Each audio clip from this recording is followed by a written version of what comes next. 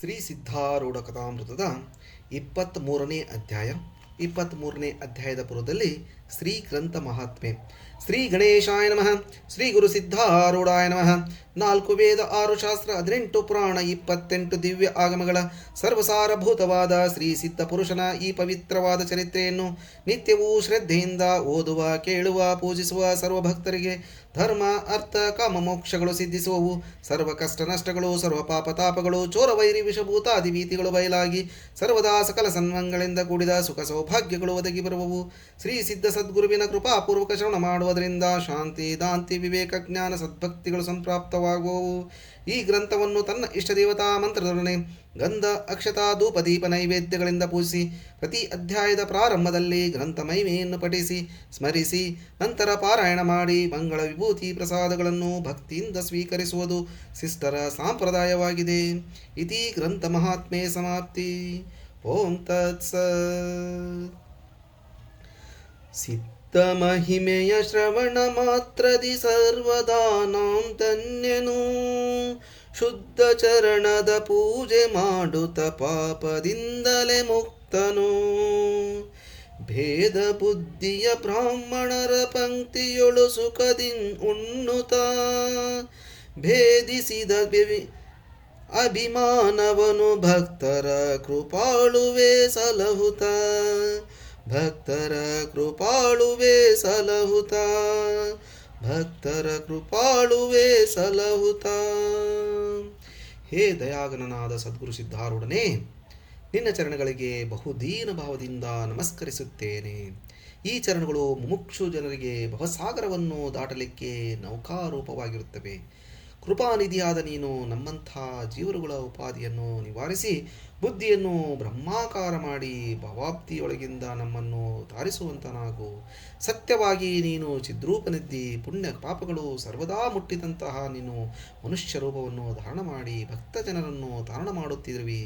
ಎಲ್ಲ ಜೀವರುಗಳು ಬಂಧನಕ್ಕೆ ಕಾರಣವಾಗಿರುವಂಥ ಅಗಾಧವಾಗಿರುವ ಈಶ್ವರ ಮಾಯೆಯು ಮಹಾ ದುರ್ಘಟವಾದ ಭೇದಗಳಿಂದ ಯುಕ್ತವಾಗಿ ಅವರಿಗೆ ಅತೀ ದುಃಖ ಕೊಡುವಂಥದ್ದಾಗಿರುತ್ತದೆ. ಅಂಥ ಮಾಯೆಯೊಳಗಿಂದ ಜೀವನಿಗೆ ನಿನ್ನ ಹೊರತು ಮತ್ತಾರೂ ಉದ್ಧರಿಸುವುದಿಲ್ಲ. ಯಾಕೆಂದರೆ ನೀನೊಬ್ಬನೇ ಮಾಯ ಜೀವ ಬ್ರಹ್ಮರ ಅಂತರ್ಭಾವವನ್ನು ತಿಳಿದಿರುವಿ. ಶಾಸ್ತ್ರದಲ್ಲಿ ಅನೇಕ ವಿಷಯಗಳು ಹೇಳಿರುತ್ತವೆ. ಅವು ಶಬ್ದ ಮಾತ್ರವಿದ್ದು ಅವುಗಳ ಸೂಕ್ಷ್ಮಾರ್ಥವು ತಿಳಿಯದು. ಅಂತಹದ್ದನ್ನು ನೀನೇ ಸ್ಪಷ್ಟವಾಗಿ ಬೋಧಿಸಿದರೆ ನಮಗೆ ಶೀಘ್ರ ತಿಳಿಯುತ್ತದೆ. ಶಾಸ್ತ್ರದ ಬೋಧವು ಅಧಿಕಾರ ಪರತ್ವದಿಂದಿರುತ್ತದೆ.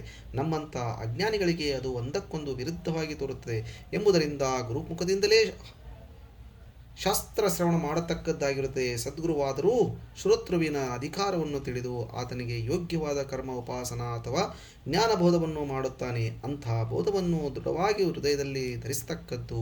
ತನ್ನ ಅಧಿಕಾರವು ತನಗೆ ತಿಳಿಯಲಾಗದು. ಆದ್ದರಿಂದ ಗುರುಪದೇಶವನ್ನು ಸದ್ಭಾವದಿಂದ ಆಚರಿಸತಕ್ಕದ್ದು. ಗುರುವಚನದಲ್ಲಿ ವಿಶ್ವಾಸವಿಟ್ಟು ನುಡಿಯುವುದರಿಂದ ಸ್ತ್ರೀಭವನದಲ್ಲಿ ತಾನು ಧನ್ಯನಾಗುವನು. ಇರಲಿ, ಈಗ ಶ್ರೋತಾ ಜನರು ಕಥಾನುಸಂಧಾನವನ್ನು ಶ್ರವಣ ಮಾಡತಕ್ಕದ್ದು. ಒಂದಾನೊಂದು ಕಾಲದಲ್ಲಿ ಇಬ್ಬರು ಸಂತರು ಪಂಢರಪುರದಿಂದ ಬಂದು ಹುಬ್ಬಳ್ಳಿಯಲ್ಲಿ ಇಳಿಯುವಂತವರಾದರು. ಇವರು ದಕ್ಷಿಣ ಕನ್ನಡ ಪ್ರಾಂತದಿಂದ ಪಂಢರಪುರಕ್ಕೆ ಯಾತ್ರೆಗೆ ಹೋಗಿ ಅಲ್ಲಿ ಆಷಾಢ ಏಕಾದಶೋತ್ಸವವನ್ನು ನೋಡಿಕೊಂಡು ತಿರುಗಿ ತಮ್ಮ ದೇಶಕ್ಕೆ ಹೋಗುವಾಗ ಇಲ್ಲಿ ಇಳಿದರು. ಅವರು ಬ್ರಾಹ್ಮಣ ವರ್ಗದವರಿದ್ದು ಇಲ್ಲಿಯ ಅವರ ವರ್ಣಸ್ಥರು ಅವರನ್ನು ಅತ್ಯಾದರದಿಂದ ತಮ್ಮಲ್ಲಿ ಕರೆದುಕೊಂಡು ಆತಿಥ್ಯ ಮಾಡುವಂತರಾದರು. 2ನೇ ದಿವಸ ಅವರಿಗೋಸ್ಕರವಾಗಿ ಎಲ್ಲ ಬ್ರಾಹ್ಮಣರಿಗೆ ಆಮಂತ್ರಣ ಕೊಟ್ಟು ಸಮಾರಾಧನೆ ಬೇಕೆಂದು ಗೃಹಸ್ಥ ರಾಮರಾಯನು ಸಿದ್ಧಪಡಿಸಿದನು. ಸಿದ್ಧಾರೂಢರ ಮೇಲೆ ರಾಮರಾಯನಿಗೆ ವಿಶೇಷ ಶ್ರದ್ಧಾ ಇರುತ್ತಿದ್ದು ನಿತ್ಯದಲ್ಲಿ ಸದ್ಗುರು ಪಾದತೀರ್ಥದ ವಿನಃ ಆತನು ಊಟ ಮಾಡುತ್ತಿರಲಿಲ್ಲ. ಆತನೇ ಪುಡಾರಿಯಾಗಿ ಸಮಾರಾಧನೆಗೋಸ್ಕರ ಬ್ರಾಹ್ಮಣರಿಗೆ ಆಮಂತ್ರಣ ಕೊಟ್ಟನು. ರಾಮರಾಯನು ಮನಸ್ಸಿನಲ್ಲಿ ಈ ಪ್ರಕಾರ ವಿಚಾರ ಮಾಡಿದನು. ಸಂತ ಶಿರೋಮಣಿಗಳಾದ ಸಿದ್ಧಾರೂಢರಿಗೆ ಈ ಸಮಾರಾಧನೆಗೆ ಕರೆಸಿ ಪೂಜಿಸತಕ್ಕದ್ದು. ಆದರೂ ಈ ಮಾತು ಸಂತರ ಕೂಡ ವಿಚಾರಿಸಬೇಕು. ಹೀಗೆ ಆಲೋಚಿಸಿ ಆತನು ಸಂತರನ್ನು ಕುರಿತು, ಮಹನೀಯರೇ, ಈ ಊರೊಳಗೆ ಬ್ರಹ್ಮನಿಷ್ಠರಾಗಿಯೂ ಸಜ್ಜನರಾಗಿಯೂ ಇರುವ ಸಿದ್ಧಾರೂಢರೆಂಬರಿರುತ್ತಾರೆ. ಅವರನ್ನು ನಾಳೆ ಸಮಾರಾಧನೆಗೆ ಕರೆಸೋಣವೇ ಎಂದು ಕೇಳಿದ್ದಕ್ಕೆ ಸಂತರು ನಗುತ್ತಾ ಅನ್ನುತ್ತಾರೆ, ನಾವು ಸಿದ್ಧಾರೂಢರನ್ನು ಬಲ್ಲೆವು. ಆತನು ಬ್ರಹ್ಮನಿಷ್ಠರಿರಬಹುದು, ಆದರೆ ಆತನ ಪಂಕ್ತಿಗೆ ಕುಳಿತು ನಾವು ಉಣ್ಣಲಾರೆವು. ಯಾಕೆಂದರೆ ಆತನು ಜಾತ್ಯ ಶೂದ್ರನಿರುವನು. ಆತನ ಪಂಕ್ತಿಯಲ್ಲಿ ಕುಳಿತು ಬ್ರಾಹ್ಮಣರು ಹೇಗೆ ಉಣ್ಣಬೇಕು? ಆತನಿಗೆ ಬೇರೆ ಪಂಕ್ತಿಯನ್ನು ಕೊಟ್ಟರೆ ಅನಾದರ ಮಾಡಿದಂತೆ ಆಗುವುದು. ಆದ್ದರಿಂದ ನಿನ್ನ ಈ ವಿಚಾರವು ನನ್ನ ಮನಸ್ಸಿಗೆ ಬರುವುದಿಲ್ಲ. ಆದ್ದರಿಂದ ನಮ್ಮ ಜಾತಿಗೆ ಹೀನತ್ವ ಬರುವುದು. ಈ ಮಾತನ್ನು ಕೇಳಿದ ರಾಮರಾಯನಿಗೆ ಬಹು ದುಃಖವಾಗಿ ಮನಸ್ಸಿಗೆ ಬಹಳ ಚಿಂತೆ ಉತ್ಪನ್ನವಾಯಿತು.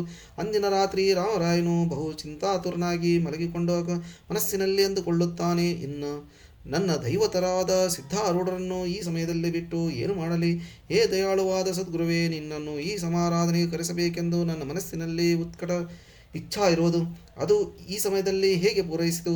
ನಿನ್ನನ್ನು ಪೂಜಾ ಸ್ಥಾನದಲ್ಲಿ ಕುಳ್ಳಿರಿಸಿ ಪೂರ್ಣ ವೈಭವದಿಂದ ಪೂಜಿಸಬೇಕು ಮತ್ತು ಈಗ ಅಭಕ್ತರಾಗಿರುವಂಥ ನಮ್ಮ ವರ್ಣಸ್ಥರಿಗೆ ನಿಮ್ಮ ಭಕ್ತಿಯನ್ನು ಹುಟ್ಟಿಸಬೇಕು ಎಂದು ನನ್ನ ಅಭಿಲಾಷೆ ಇರುವುದು. ಬ್ರಾಹ್ಮಣಾಭಿಮಾನದಿಂದ ಇವರು ನಿಮ್ಮ ಭಕ್ತಿ ಇಲ್ಲದೆ ಕೆಟ್ಟರು. ಈಗ ಇವರ ಮೇಲೆ ಕೃಪಾ ಮಾಡಿ ಹೇಗಾದರೂ ಭಕ್ತಿ ಮಾರ್ಗಕ್ಕೆ ಹಚ್ಚತಕ್ಕದ್ದಾಗಿರುತ್ತದೆ.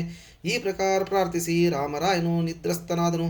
ಆಗ ಸ್ವಪ್ನದಲ್ಲಿ ಸಿದ್ಧಾರೂಢರು ಬಂದು, ಏಳು ಬೇಗನೆ ಪೂಜಾ ಮಾಡು ಅಂದರು. ಆಗ ರಾಮರಾಯನು ಸ್ವಪ್ನದಲ್ಲಿ ಆಸನವನ್ನು ಹಾಕಿ ಸಿದ್ಧಾರೂಢರಿಗೆ ಅವರ ಮೇಲೆ ಕುಳ್ಳಿರಿಸಿ ಷೋಡಶೋಪಚಾರಗಳಿಂದ ಪೂಜಿಸಿ ಈ ಪ್ರಕಾರ ತನ್ನ ಮನೋರಥವನ್ನು ಪೂರೈಸಿಕೊಂಡನು. ಪೂಜಾ ಅಂತ್ಯದಲ್ಲಿ ಸಿದ್ಧಾರೂಢರ ಆತನ ಕೈಯಲ್ಲಿ ಪ್ರಸಾದ ಕಾಯಿ ಕೊಟ್ಟು, ಈ ಪ್ರಸಾದವನ್ನು ತೆಗೆದುಕೋ, ನಿನ್ನ ಇಚ್ಛೆಯು ನಾಳಿನ ದಿವಸ ನಿಶ್ಚಯವಾಗಿ ಪೂರೈಸುವುದು ಎಂದು ಹೇಳಿ ಅದೃಶ್ಯರಾದರು.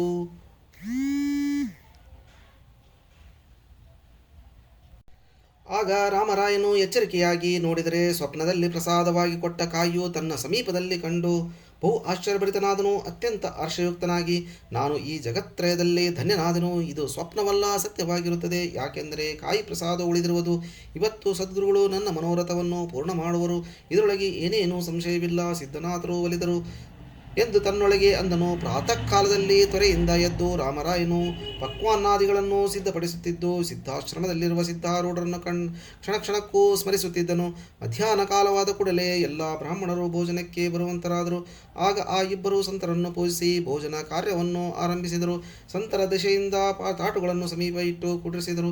ಎಲ್ಲರಿಗೂ ಅನ್ನಾದಿಗಳನ್ನು ನೀಡಿ ಆಮೇಲೆ ಬ್ರಹ್ಮಾರ್ಪಣಮಸ್ತು ಮಾಡುವಂತರಾದರು. ಪುಂಡಲೀಕ ವರದ ಹರಿವಿಠಲ ಎಂಬ ನಾಮಘೋಷಣೆ ಮಾಡಿ ಸರ್ವರು ಭೋಜನವನ್ನು ಆರಂಭಿಸಿದರು. ಇನ್ನೂ ಸಿದ್ಧಾರೂಢರು ಬಂದಿಲ್ಲವಲ್ಲ ಎಂದು ರಾಮರಾಯನಿಗೆ ಚಿಂತೆ ಉತ್ಪನ್ನವಾಯಿತು. ಆಗ ಒಂದು ವಿಶೇಷ ಚಮತ್ಕಾರವನ್ನು ಕಂಡು ಆತನು ಆನಂದಭರಿತನಾದನು. ಇಬ್ಬರು ಸಂತರು ಒಬ್ಬರ ಸಮೀಪ ಒಬ್ಬರು ಕುಳಿತು ಸುಖದಿಂದ ಊಟ ಮಾಡುತ್ತಿರುವಾಗ ಅವರ ನಡುವಿನಲ್ಲಿ ಸ್ವಸ್ಥ ಕುಳಿತು ಉಣ್ಣುತ್ತಿರುವ ಸಿದ್ಧಾರೂಢರನ್ನು ಕಂಡು ರಾಮರಾಯನು ಬಹಳ ಆಶ್ಚರ್ಯಚಕಿತನಾದನು. ಸಿದ್ಧರ ಮುಂದೆಯೂ ಒಂದು ತಾಟು ಇತ್ತು. ಅದರೊಳಗಿಂದ ಸಿದ್ಧರು ಉಣ್ಣುವುದನ್ನು ರಾಮರಾಯನು ಕಂಡನು. ಆ ಸಂತರು ತಮ್ಮ ಭೋಜನವನ್ನು ತೊಡಗಿದ್ದು ಸಿದ್ಧರನ್ನು ನೋಡಲಿಲ್ಲ. ಇಷ್ಟರೊಳಗೆ ಆ ಸಂತರು ಒಬ್ಬರ ಕೂಡ ಒಬ್ಬರು ಮಾತಾಡಲಿಕ್ಕೆ ನೋಡುವ ಸಮಯದಲ್ಲಿ ತಮ್ಮ ಮಧ್ಯದಲ್ಲಿ ಒಬ್ಬರು ಊಟಕ್ಕೆ ಕುಳಿತಿರುವುದನ್ನು ಕಂಡರು. ಆಶ್ಚರ್ಯಭರಿತರಾಗಿ ಅನ್ನುತ್ತಾರೆ, ಮೊದಲು ಇಲ್ಲಿ ಯಾರು ಇದ್ದಿಲ್ಲ, ಈಗ ಈತನು ಹೇಗೆ ನಮ್ಮ ಮಧ್ಯದಲ್ಲಿ ಬಂದು ಕುಳಿತನು? ಈತನನ್ನು ನಾವು ಎಂದೂ ಕಂಡಿಲ್ಲ ಎಂದು ಇತರರಿಗೆ ಕೇಳಿ ಇವರು ಸಿದ್ಧಾರೂಢರೆಂದು ತಿಳಿದುಕೊಂಡರು. ಆಗ ರಾಮರಾಯನಿಗೆ ಅವರು ಬಂದ ಕಾರಣ ಕೇಳಲಾಗಿ ಆತನು ತನಗೇನು ಗೊತ್ತಿಲ್ಲ ಅಂದನು. ಸಿದ್ಧರಾದರೂ ಶಾಂತ ಚಿತ್ತದಿಂದ ಕುಳಿತುಕೊಂಡು ಉಣ್ಣುತ್ತಿದ್ದರು. ರಾಮರಾಯನಿಗೆ ಅತ್ಯಂತ ಆನಂದವಾಯಿತು. ಹಾಗೂ ಸಂತರು ವಿಚಾರ ಹುಟ್ಟಿದವರಾಗಿ ನಾವು ಬುದ್ಧಿಮಂದರಾಗಿಯೂ ಸದ್ಗುರು ಮಹಿಮೆಯನ್ನು ತಿಳಿಯದೆ ಹೋದೆವು. ಇವರು ಸಾಕ್ಷಾತ್ ಈಶ್ವರರಿದ್ದಾರೆಂದುದರಲ್ಲಿ ಏನೂ ಸಂಶಯವಿಲ್ಲ. ನಾವು ಸಿದ್ಧರ ಪಂಕ್ತಿಗೆ ಕುಳಿತು ಊಟ ಮಾಡಿ ಧನ್ಯರಾದೆವು ಎಂದು ಆ ಸಂತರು ತಮ್ಮೊಳಗೆ ಅನ್ನುತ್ತಿದ್ದರು. ಇಷ್ಟರೊಳಗೆ ಸಿದ್ಧಾಶ್ರಮದಲ್ಲಿಯೂ ಸಿದ್ಧಾರೂಢರು ಇದ್ದಾರೋ ಇಲ್ಲವೋ ನೋಡೋಣ ಎಂದು ಯಾರೋ ಒಬ್ಬರು ಹೋಗಿ ನೋಡಿದಾಗ ಅಲ್ಲಿ ಪ್ರತ್ಯಕ್ಷ ಸದ್ಗುರುಗಳನ್ನು ನೋಡಿ ಆಶ್ಚರ್ಯಚಕಿತರಾದರು. ಇತ್ತ ಸಂತರಿಗೆ ಚಮತ್ಕಾರವನ್ನು ತೋರಿಸಿ ಸಿದ್ಧಾರೂಢರು ಅಂತರ್ಧಾನ ಹೊಂದಿದರು. ಆಗ ಅವರು ಎಲ್ಲ ಬ್ರಾಹ್ಮಣರನ್ನು ಕುರಿತು ಅನ್ನುತ್ತಾರೆ, ಏ ಸಿದ್ಧಾರೂಢರು, ಇಲ್ಲಿ ಬಂದು ಊಟಕ್ಕೆ ಕುಳಿತದ್ದನ್ನು ನೀವು ಎಲ್ಲರೂ ನೋಡಿರುತ್ತೀರಿ. ರಾಮರಾಯನು ಧನ್ಯನು. ಆತನ ಭಕ್ತಿಗೆ ಅವನು ಮೆಚ್ಚಿದರು. ಆದ್ದರಿಂದ ನಮಗಾದರೂ ಸಿದ್ಧರ ಚರಣಗಳು ಬಲವಿಸಿದವು. ಆದರೆ ನಾವು ಅವರ ಪೂಜಾ ಮಾಡಲಿಕ್ಕೆ ಆದ್ದರಿಂದ ಇಲ್ಲೇ ಕರೆಸಿಕೊಂಡು ಅವರ ಚರಣ ಧೂಳಿಯನ್ನು ಕಪಾಳಕ್ಕೆ ಹಚ್ಚಿಕೊಂಡು ನಾವು ಧನ್ಯರಾಗುವೆವು. ಆಗ ರಾಮರಾಯನು ಸಿದ್ಧಾರೂಢರನ್ನು ಕರೆದುಕೊಂಡು ಬರಲಿಕ್ಕೆ ಸಿದ್ಧಾಶ್ರಮಕ್ಕೆ ಹೋದನು. ಸದ್ಗುರುಗಳಿಗೆ ಭೇಟಿಯಾಗಿ, ಮಹಾರಾಜರೇ, ನೀವು ಪ್ರತ್ಯಕ್ಷ ಈಶ್ವರಿ ಅವತಾರ ಇದ್ದೀರಿ. ಈಗೊಂದು ಸ್ವಾಮೀಜಿಯವರಿಗೆ ಎಲ್ಲ ವೃತ್ತಾಂತವನ್ನು ನಿವೇದಿಸಿದನು. ಇದನ್ನು ಕೇಳಿ ಮಹಾತ್ಮರು ನಗುತ್ತಾ ಅನ್ನುತ್ತಾರೆ, ರಾಮರಾಯನೇ, ನಿನ್ನ ಶುದ್ಧ ಭಾವನೆ ಸದ್ಗುರು ರೂಪವಾಗಿ ಎಲ್ಲರಿಗೂ ಪ್ರತ್ಯಕ್ಷವಾಯಿತು. ಶುದ್ಧ ಭಾವ ಒಂದೇ ಕಾರಣವಾಗಿರುತ್ತದೆ. ಇದಕ್ಕೂ ಹೆಚ್ಚಿನ ಈಶ್ವರನೇ ಇಲ್ಲ. ಶ್ರೋತಾ ಜನರು ಈ ಸತ್ಯ ವಿಚಾರವನ್ನು ತಿಳಿದುಕೊಂಡು ಅಂತರದೊಳಗೆ ವಿವರಿಸತಕ್ಕದ್ದು ಇರಲಿ. ರಾಮರಾಯನು ಸಿದ್ಧಾರೂಢರಿಗೆ ಪ್ರಾರ್ಥಿಸಿ ಪೂಜೆಗೋಸ್ಕರ ಮನೆಗೆ ಬರ್ಕೊಂಡು ಹೋದನು. ಸಂತರು ಮತ್ತು ಇತರ ಬ್ರಾಹ್ಮಣರು ಗುರುಗಳ ದರ್ಶನ ಮಾತ್ರದಿಂದ ಬಹಳ ಪ್ರೇಮಯುಕ್ತರಾಗಿ ಷೋಡಶೋಪಚಾರಗಳಿಂದ ಪೂಜಿಸುವಂತರಾದರು. ಈ ಕಥೆಯ ಲಕ್ಷ್ಯಾರ್ಥವನ್ನು ಶ್ರವಣ ಮಾಡುವಂತರಾಗಿರಿ. ಸದ್ಗುರುನಾಥನೇ ಪ್ರತ್ಯೇಕಾತ್ಮನು, ಆತನ ಭಕ್ತನಾದ ರಾಮರಾಯನೆಂಬ ಜೀವನು ನಿತ್ಯ ಆನಂದವೆಂಬ ತೀರ್ಥವನ್ನು ಸೇವಿಸುತ್ತಿದ್ದನು. ಜ್ಞಾನೇಂದ್ರಿಯ ಮತ್ತು ಕರ್ಮೇಂದ್ರಿಯ ಇವುಗಳ ಅಭಿಮಾನಗಳೇ ಇಬ್ಬರು ಸಂತರು. ವಿಷಯ ವೃತ್ತಿಗಳೇ ಇತರ ಬ್ರಾಹ್ಮಣರು. ಇತರ ಸೇವನೆ ಎಂಬ ಭೋಜನಕ್ಕೆ ಆಮಂತ್ರಿಸಲ್ಪಟ್ಟಿದ್ದರು. ಜೀವನು ಇಂದ್ರಿಯಾಭಿಮಾನಗಳನ್ನು ಗೊತ್ತಾನೆ. ಈ ನಮ್ಮ ಸಮಾರಾಧನೆಗೆ ಪ್ರತ್ಯೇಕಾತ್ಮನು ಕರೆಯಿಸಬೇಕು. ಅದಕ್ಕೆ ಅವರು ಅಂದರು, ಆತನು ನಮಗೆ ವಿಜಾತಿಯವರು ಇರುತ್ತಾನೆ, ಅವರ ಸಂಗಮದಿಂದ ನಾವು ಭ್ರಷ್ಟರಾಗುವೆವು. ಇದನ್ನು ಕೇಳಿ ಜೀವನು ದುಃಖಿತನಾದನು ಮತ್ತು ಪ್ರತ್ಯೇಕಾತ್ಮನು ಪ್ರಾರ್ಥಿಸುವಂತನಾದನು. ಆತನು ಜೀವನಿಗೆ ಸ್ವಪ್ನದಲ್ಲಿ ಬಂದು ಪ್ರಸಾದ ಕೊಟ್ಟು, ಕಾಯಿಯೇ ವಿವೇಕವು, ಅದನ್ನು ಹೊಂದಿ ಜೀವನು ಸುಖಿಯಾದನು. ವಿಷಯ ಭೋಜನಕ್ಕೆ ಎಲ್ಲರೂ ಕುಳಿತಿರುವಾಗ ಆ ಇಂದ್ರಿಯಾಭಿಮಾನಿಗಳ ಅಭಿಸಂಧಿಯಲ್ಲಿ ಪ್ರತ್ಯೇಕಾತ್ಮನು ಬಂದು ಕೂಡುವಂತವನಾದನು. ಜೀವನು ವಿವೇಕ ಬಲದಿಂದ ಆತನನ್ನು ನೋಡಿದನು. ಆದರೆ ವಿಷಯ ಸೇವನೆಯಲ್ಲಿರುತ್ತಾ ಇಂದ್ರಿಯಾಭಿಮಾನಿಗಳು ಪ್ರತ್ಯೇಕಾತ್ಮನನ್ನು ಕಾಣದೆ ಉಪರಮವಾದಾಗ ಅಕಸ್ಮಾತಾಗಿ ಕಂಡರು. ನೋಡಿ, ಇವನು ಪ್ರತ್ಯಕ್ಷ ಈಶ್ವರನಿದ್ದಾನೆ. ಈ ಕ್ಷಣವೇ ಆತನು ನಿರಾಕಾರವಾದರು. ಅನಂತರ ವಿವೇಕಯುಕ್ತನಾದ ಜೀವವನ್ನು ಆತ್ಮನ ಕಡೆಗೆ ಆತನನ್ನು ಕರೆದುಕೊಡೋದಕ್ಕೆ ಕಳಿಸುತ್ತಾರೆ. ಜೀವನಿಗೆ ಆನಂದವಾಗಿ ಎಲ್ಲ ವೃತ್ತಿಗಳು ಧನ್ಯವಾದವು ಎಂದು ಅಂದುಕೊಂಡು, ಯಾಕೆಂದರೆ ಸದ್ಗುರು ಕೃಪೆಯಿಂದ ಎಲ್ಲರೂ ಭಕ್ತಿ ಮಾರ್ಗಕ್ಕೆ ಹತ್ತಿದರು, ಆತ್ಮನನ್ನು ಕರೆತಂದು ಪೂಜಿಸಿದರು. ಆನಂದ ಪ್ರಸಾದ ಎಲ್ಲರೂ ತೆಗೆದುಕೊಂಡರು ಮತ್ತು ಜೀವನು ತಾನು ಧನ್ಯನಾದನೆಂದು ತಿಳಿದುಕೊಂಡು ಆನಂದಪಟ್ಟನು. ಇಂಥ ಲಕ್ಷ್ಯಾರ್ಥವನ್ನು ಮನಸ್ಸಿನಲ್ಲಿ ವಿವರಿಸಿಕೊಂಡು ಶ್ರೋತಾ ಜನರು ಆನಂದದ ಪ್ರಸಾದವನ್ನು ತೆಗೆದುಕೊಳ್ಳತಕ್ಕದ್ದು. ಆಗ ಪ್ರತ್ಯೇಕಾತ್ಮನ ಪ್ರಸಾದದಿಂದ ಎಲ್ಲ ವೃತ್ತಿಗಳು ನಿರ್ಮಲವಾಗುತ್ತವು ಎಂಬಲ್ಲಿಗೆ ಶ್ರೀ ಸಿದ್ಧಾರೂಢ ಕಥಾಮೃತದಳು ಶ್ರವಣ ಮಾತ್ರದಿಂದ ಸರ್ವ ಪಾಪಗಳನ್ನು ಭಸ್ಮ ಮಾಡುವಂಥ ಅತಿ ಮಧುರವಾದ ಈ 23ನೇ ಅಧ್ಯಾಯವನ್ನು ಶಿವದಾಸನು ಶ್ರೀ ಸಿದ್ಧಾರೂಢ ಕಥಾಮೃತದಳು ಸದ್ಗುಣ ಸಣ್ಣ ಅರವಿಂದಗಳಲ್ಲಿ ಅರ್ಪಿಸಿರುವನು. ಓಂ ತತ್ಸತ್.